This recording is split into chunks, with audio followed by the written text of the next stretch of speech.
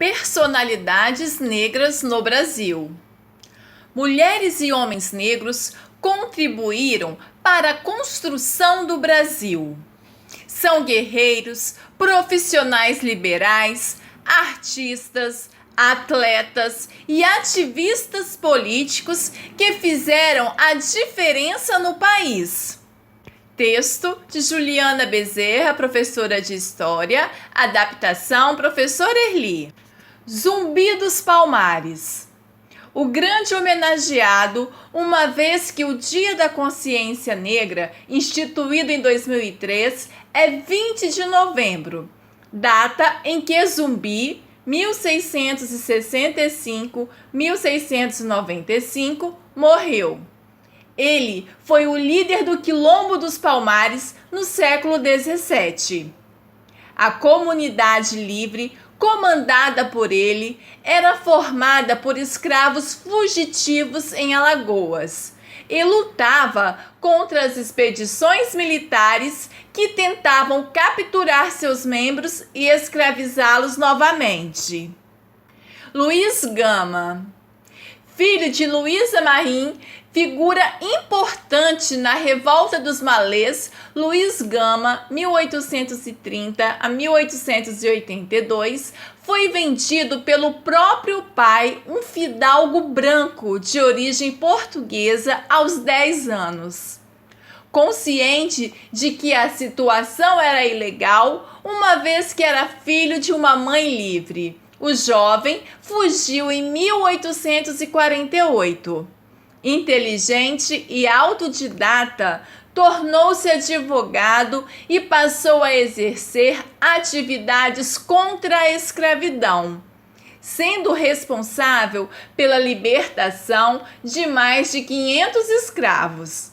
Foi também poeta, jornalista e patrono da cadeira número 15 da Academia Paulista de Letras. Aleijadinho.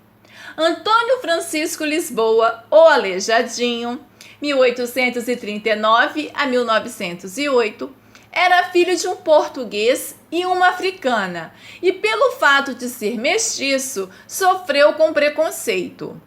Isso não o impediu de expressar e deixar sua marca como artista ao esculpir, com requinte, imagens religiosas em pedra-sabão. Um de seus trabalhos mais conhecidos é o Adro dos Profetas, na igreja de Bom Jesus de Matozinhos, em Congonhas, Minas Gerais. Machado de Assis. Machado de Assis, 1839 a 1908. Tornou-se o principal nome do realismo literário e fundou a Academia Brasileira de Letras, ABL, sendo o primeiro presidente da organização. Títulos como Quincas Borba, Dom Casmurro e O Alienista estão entre os mais aclamados do conjunto de sua obra, que é composta por romances, peças teatrais, contos e crônicas. Lima Barreto.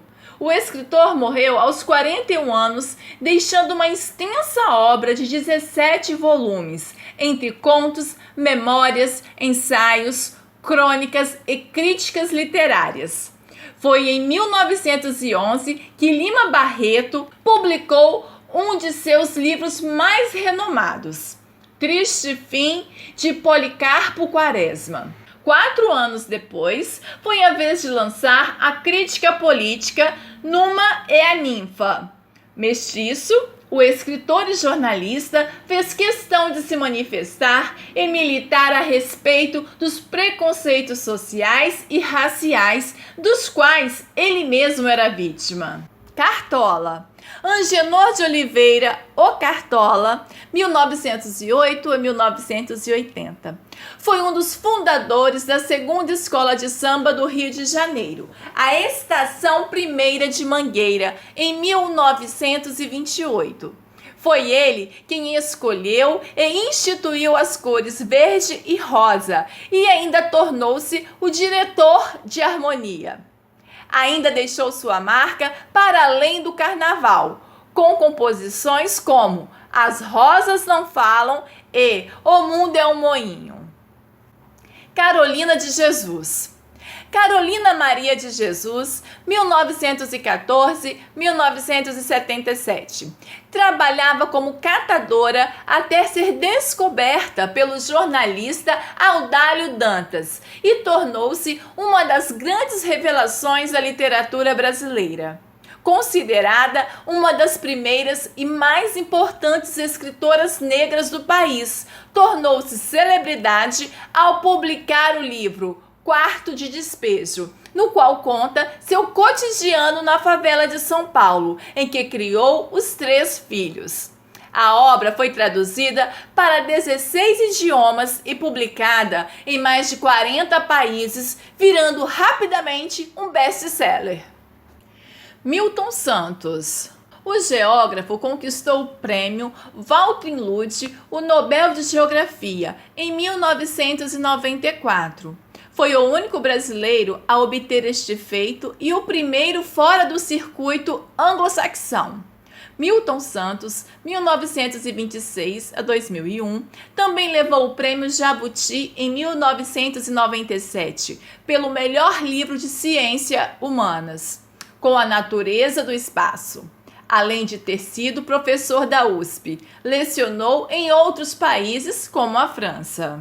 Elza Soares. Considerada pela BBC como a melhor cantora do milênio, Elza nasceu em 1937 e consagrou-se como artista internacional aos 30 anos. Foi indicada ao Grammy Latino em 2003 por conta do trabalho do cóccix ao pescoço.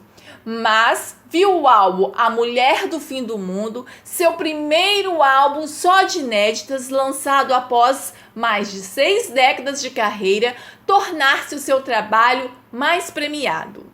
Com o disco em que fala sobre racismo e violência doméstica, a cantora recebeu o troféu APCA da Associação Paulista de Críticos de Arte, o Prêmio da Música Brasileira e o Grammy Latino de Melhor Álbum de MPB. Pelé. Edson Arantes do Nascimento veio ao mundo em 1940. Em 1981, recebeu o título de atleta do século XX, conquistado após uma eleição feita pelo jornal francês L'Équipe. O atleta consagrou-se em 1958 na Copa em que o Brasil foi campeão mundial pela primeira vez e Pelé marcou 6 gols. Criou e aperfeiçoou jogadas que levaram não apenas o seu nome, como o do seu país para o mundo, ganhando o apelido de Rei da Imprensa Francesa em 1961. Tornou-se embaixador para a Ecologia e Meio Ambiente pela ONU em 1992, embaixador da Boa Vontade na Unesco em 1993. Embaixador para Educação, Ciência e Cultura da Unesco em 1994. Recebeu o título Sir Cavaleiro Honorário do Império Britânico das mãos da Rainha Elizabeth II em 1997. Foi considerado o maior futebolista do século em 1999 pela Unicef e ainda foi eleito o melhor jogador do século da FIFA em 2000. Aqualtune, princesa e comandante militar. Nascida no Reino do Congo, Aqualtune era uma princesa que ocupou um importante papel na sua terra natal.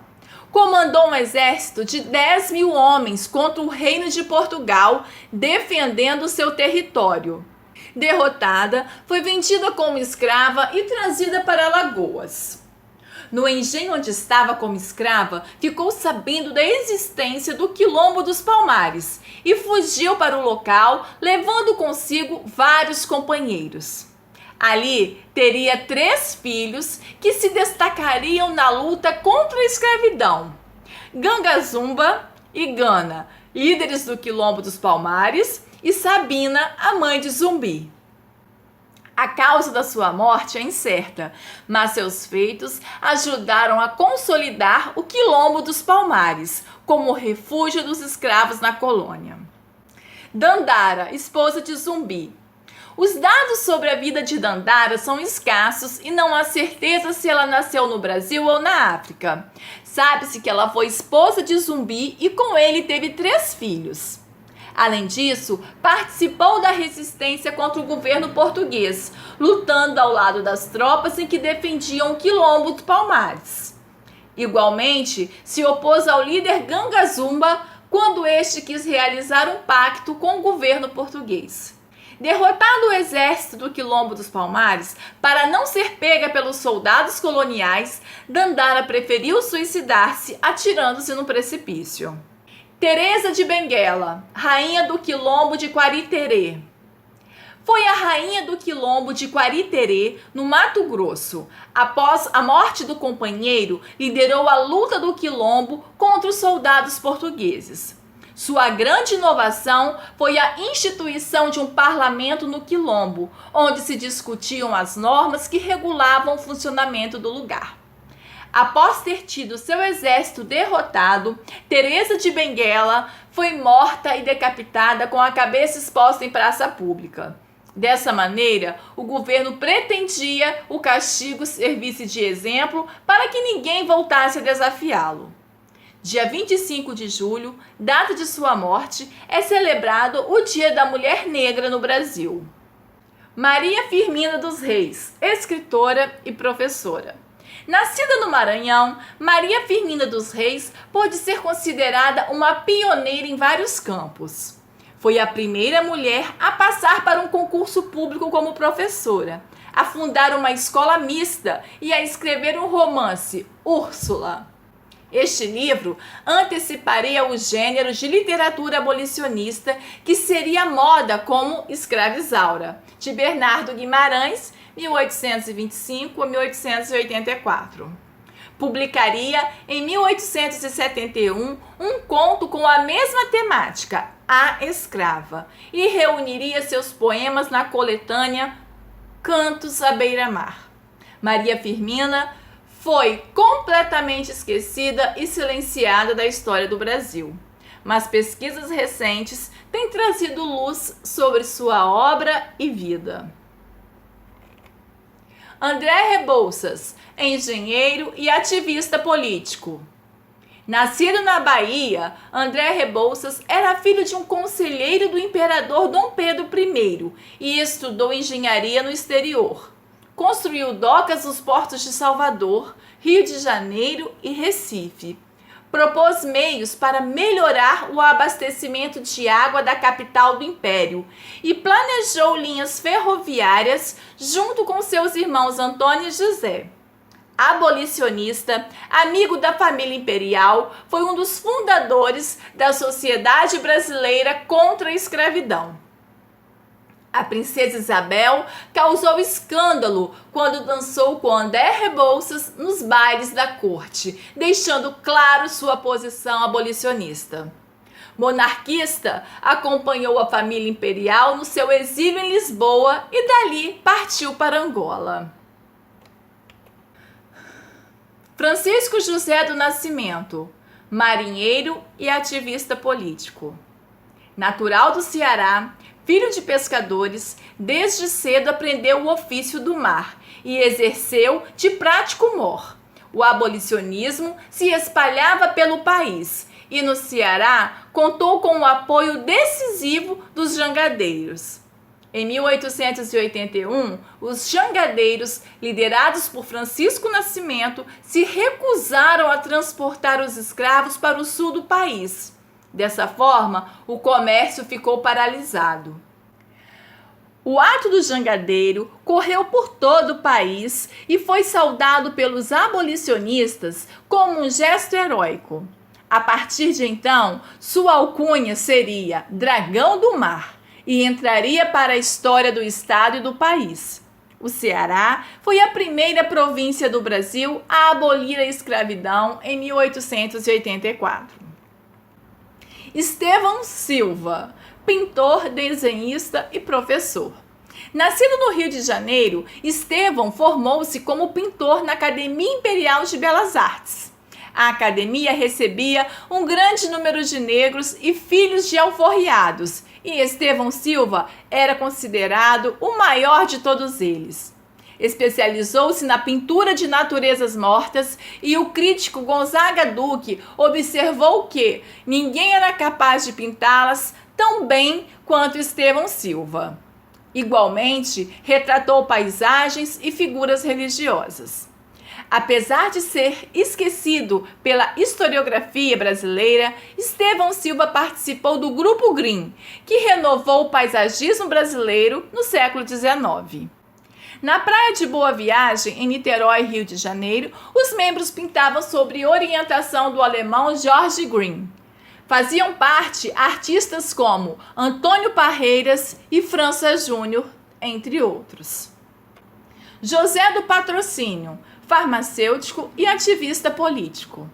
Nascido em Campo dos Goytacazes, em Rio de Janeiro, José do Patrocínio foi para a capital do Império para estudar farmácia enquanto trabalhava na Santa Casa de Misericórdia. No entanto, cedo trocou o laboratório pela redação de jornais, onde defendia ardorosamente o fim da escravidão.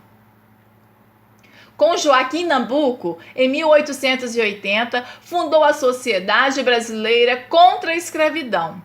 Além de comícios políticos, a organização arrecadava dinheiro para alforrias e facilitava fugas de escravos. Do mesmo modo, concorreu e ganhou a eleição para vereador do Rio de Janeiro em 1886. Assinada a Lei Áurea em 1888, Patrocínio vai a Paris, de onde volta com o primeiro automóvel da cidade do Rio de Janeiro. João da Cruz e Souza, poeta e escritor. Nascido em Santa Catarina, partiu para a capital, onde foi arquivista da Estrada de Ferro Central do Brasil. Colaborava com diversos jornais e estava atento à causa abolicionista que se desenrolava naquele momento. Publicou 3 livros em vida, mas foi sua obra póstuma Evocações que lhe garantiu um lugar entre os grandes escritores brasileiros. Seus poemas são os primeiros do estilo simbolista no Brasil.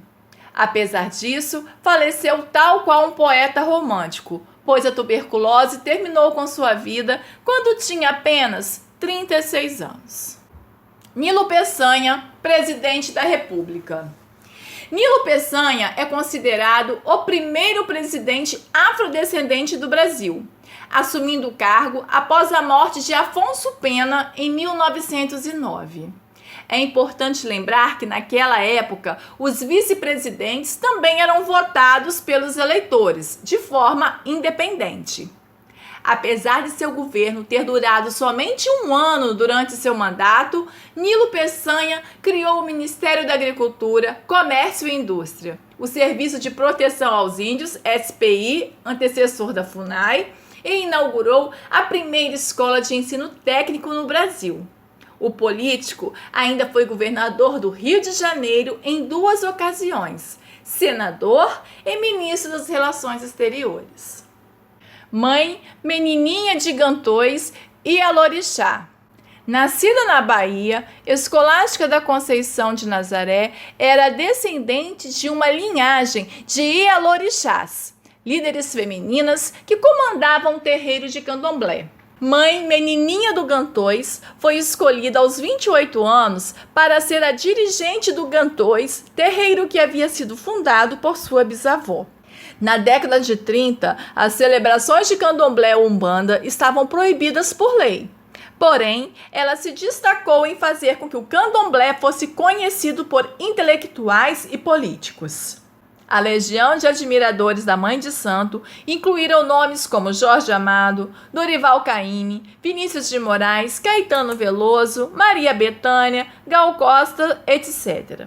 Graças à sua sabedoria, a religião afro-brasileira ganhou mais visibilidade e respeito. Pixinguinha, músico, compositor e arranjador. Pixinguinha, apelido de Alfredo da Rocha Viana Filho, é considerado o maior flautista brasileiro e ainda tocava cavaquinho, piano e saxofone. Começou a aprender música em casa aos 14 anos e já se apresentava em casas noturnas. Na época do cinema mudo, os artistas negros não eram contratados para as orquestras que acompanhavam o filme, nem tocavam no hall do cinema. No entanto, com a gripe espanhola, Pixinguinha consegue convencer um produtor a contratar o seu conjunto, os 8 Batutas, integrado somente por músicos negros. O grupo animaria os espectadores antes das projeções dos filmes. Mais tarde, os 8 Batutas excursionam pela Europa por 6 meses e voltam triunfantes.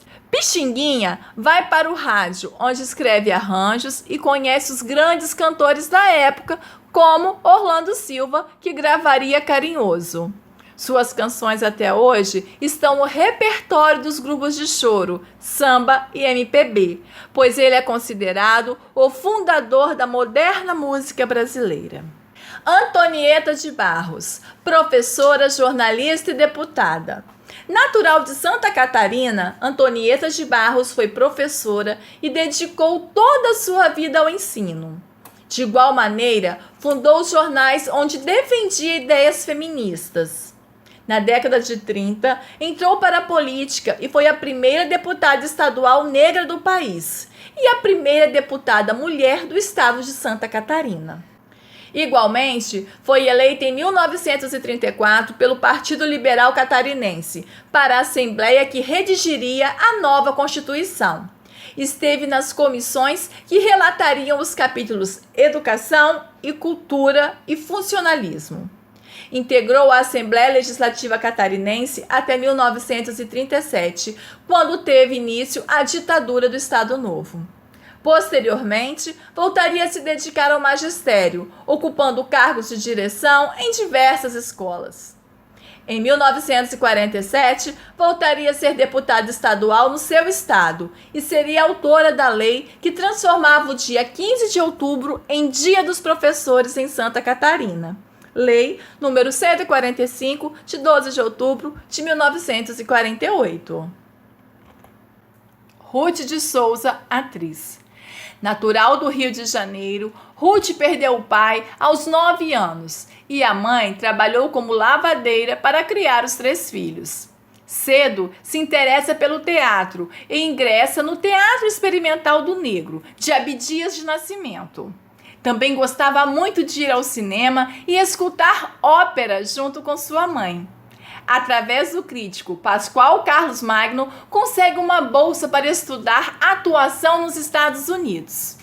Ruth de Souza foi a primeira atriz negra a atuar no Teatro Municipal do Rio de Janeiro. Igualmente, foi a primeira atriz negra a receber uma indicação de melhor atriz, com seu papel no filme Sim, a Moça. Isso ocorreu no Festival Internacional de Veneza em 1954. Por isso, é chamada de primeira dama negra da dramaturgia brasileira. Construiu uma exitosa carreira no teatro, cinema e televisão.